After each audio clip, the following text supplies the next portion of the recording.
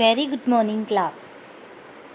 हम पढ़ रहे हैं चैप्टर 9 और चैप्टर 9 में हमने कल पढ़ा था अनुकूलन और परिवेश के बारे में।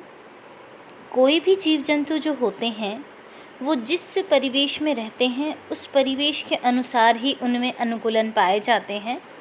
अर्थात जिस परिवेश में वो रहते हैं उस परिवेश में रहने के लिए उनमें कुछ विशेष लक्षण पाए जाते हैं, कुछ विशेष विशेषताएं होती हैं जो विशेषताएं उन्हें उस परिवेश में रहने में सहायक होती हैं। इसमें हमने बात की थी कल दो प्रदेशों की।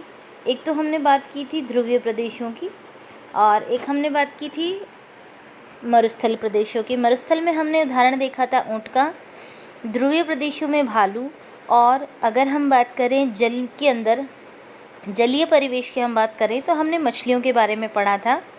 मछलियाँ जो होती हैं वो उनमें कौन कौन से अनुकूलन होते हैं जिसके कारण वो पानी में रह सकती है, ये सारे हमने कल पढ़े थे। मछलियों का शरीर धारारेखीय होता है, उनमें पूँछ होती है जो संतुलन का काम करती है, शरीर पर बहुत सारे सेल्क पाए जाते हैं। इस तरह से हमने अलग अलग प्रदेशों में पाए जाने वाले जीवों के अनुकूलन के बारे में पढ़ा। हमने पृथ्वी पर पाए जाने वाले असंख्य प्रकार के जंतुओं में से केवल 2 उदाहरण देखे हैं। हम देखते हैं कि सजीवों की इन सभी किस्मों में ऐसी कुछ विशिष्ट संरचनाएं होती हैं जो उन्हें अपने परिवेश में रहने योग्य बनाती हैं, जिससे वे प्राय पाए जाते हैं। जिन विशिष्ट संरचनाओं या स्वभाव की उपस्थिति किसी पौधे अथवा जंतु को उस परिवेश में रहने योग्य बनाती है उसे अनुकूलन कहते हैं। मैंने आपको पहले भी बताया था, अनुकूलन का मतलब होता है कोई भी विशेषता या कोई भी बदलाव जो कि उस जीव को या उस पौधे को जिस वातावरण में वो रह रहा है उसमें रहने में सहायक होती है, उन विशेषताओं को या लक्षणों को अनुकूलन कहते हैं। विभिन्न जंतु विभिन्न परिवेश में प्रति अलग रूप से अनुकूलित हो सकते हैं। अलग अलग आवास के अंदर जो है अलग अलग परिवेश में अनुकूलन भी अलग अलग होते हैं। किसी सजीव का वह स्थान जिसमें वो रहता है उसे आवास कहते हैं। कोई भी सजीव हो, चाहे जीव जंतु हो चाहे पेड़ पौधे हों, वो जिस स्थान पर रह रहे हैं उसे परिवेश कहते हैं। अपनी भोजन, वायु, शरण स्थल और अन्य आवश्यकताओं के लिए जीव अपने आवास पर निर्भर रहता है। आवास का अर्थ होता है वास स्थान, यानी एक तरह का घर जहाँ पर कोई जीव रह रहा है। विभिन्न प्रकार के पेड़ पौधे जीव जंतु एक ही आवास में संयुक्त रूप से रह सकते हैं।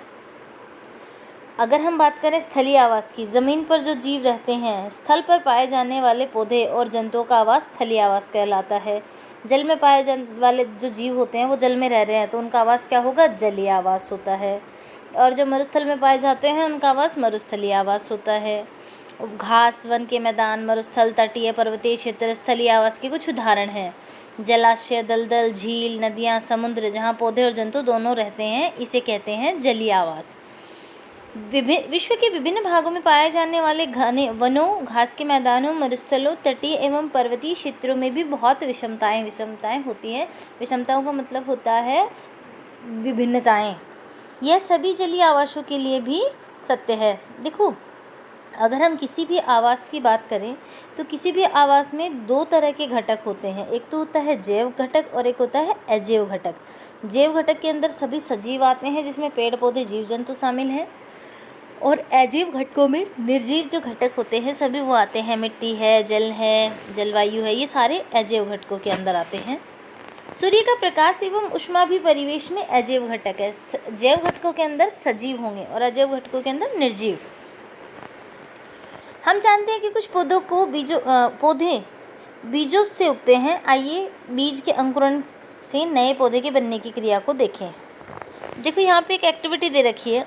आप घर में मम्मी कभी मूंग, चने अंकुरित करके आपको बना के देती है तो आपने अंकुरण की प्रक्रिया देखी होगी। सबसे पहले अगर हम बात करें, मान लीजिए कुछ चने हमने लिए और उनको एक डिब्बे में रख के डाल के और हमने रख दिया। वो 6 महीने 7 महीने पड़े रहेंगे लेकिन वो अंकुरित नहीं होंगे। और हमने एक कटोरी के अंदर बीजों को रखा और उसमें थोड़ा पानी डाल दिया। हम सुबह देखते हैं, रात को जैसे भिगोए तो सुबह देखते हैं तो उनमें अंकुर निकल आते हैं। तो बीजों को अंकुरित होने के लिए जल जो होता है वो ज़रूरी होता है। अध्याय 1 में किए गए क्रियाकलाप 5 को याद कीजिए। इस क्रियाकलाप में मूंग के बीज से अंकुर निकल जाता है, अर्थात वे अंकुरित हो जाते हैं। एक बीज से एक नए पौधे का प्रारंभ होता है। मूंग के कुछ सूखे बीजों को इकट्ठा कीजिए, कुछ बीजों को एक ढेर को अलग रख दें और शेष को एक दिन के लिए पानी में भीगने के लिए रख दें। भीगे हुए बीजों को 4 हिस्सों में बांटें। उनमें से एक हिस्से को 3-4 दिन के लिए पूरी तरह से पानी में डुबो कर रखें। सूखे हुए बीजों को तथा पानी में पूरी तरह डूबे हुए बीजों को बिल्कुल न मिलाएं।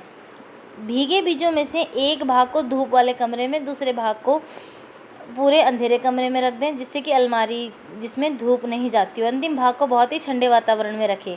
रेफ्रिजरेटर या उनके चारों ओर बर्फ़ लगा दें। इन तीनों भागों को प्रतिदिन जल में नम रखें।